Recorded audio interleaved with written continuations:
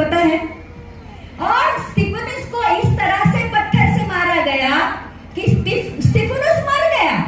लेकिन जब वो मर रहा था, क्योंकि वो परमेश्वर के साथ चल रहा था, उसने मरते समय स्वर्ग को खुलते हुए देखा और यीशु मसीह को सिंहासन के ऊपर से खड़े होते हुए देखा और आनंद के साथ उसने अपना आत्मा परमेश्वर के हाथों में सौंप दिया और कहा कि प्रभु, ये लोग नहीं जानते ये क्या कर रहे हैं, इनको माफ कर दे। कितने लोग समझ गए? और ये सब हो रहा था तभी ये जो पौलुस है इन सब के कपड़े संभाल रहा था जो उसको मार रहे थे। अब पौलुस को जब परमेश्वर यीशु मसीह मिलता है, जो दमिश्क जाने को लगता है, एक बहुत बड़ा अधिकार पत्र लेके जाता है कि जितने भी विश्वासी लोग मिलेंगे मैं उनको मारूंगा, उनको जेल में डालूंगा। बहुत कॉन्फिडेंटली एक पत्र लेकर जाता है और फिर यीशु मसीह उसकी भेंट लेता है और वो कहता है, प्रभु तू कौन है? वो कहता है, मैं यीशु मसीह हूं जिसको तू सता रहा है।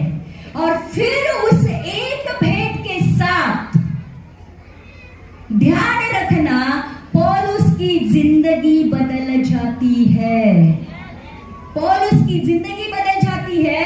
पौलुस जो कलीसिया को सताने वाला होता है, वो अप्रचार करने वाला बन जाता है। और इस बाइबल की 2/3 नए करार में पौलुस ने पत्री लिखी है।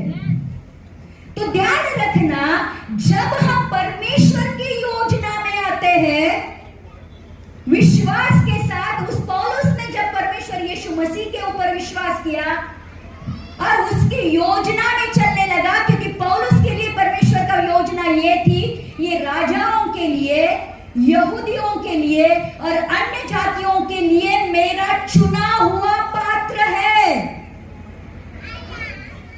भले वो पहले कलीसिया को सता रहा था, लेकिन परमेश्वर की योजना थी कि वही पौलुस को वो अपने सुसमाचार सुनाने के लिए इस्तेमाल करने वाला था।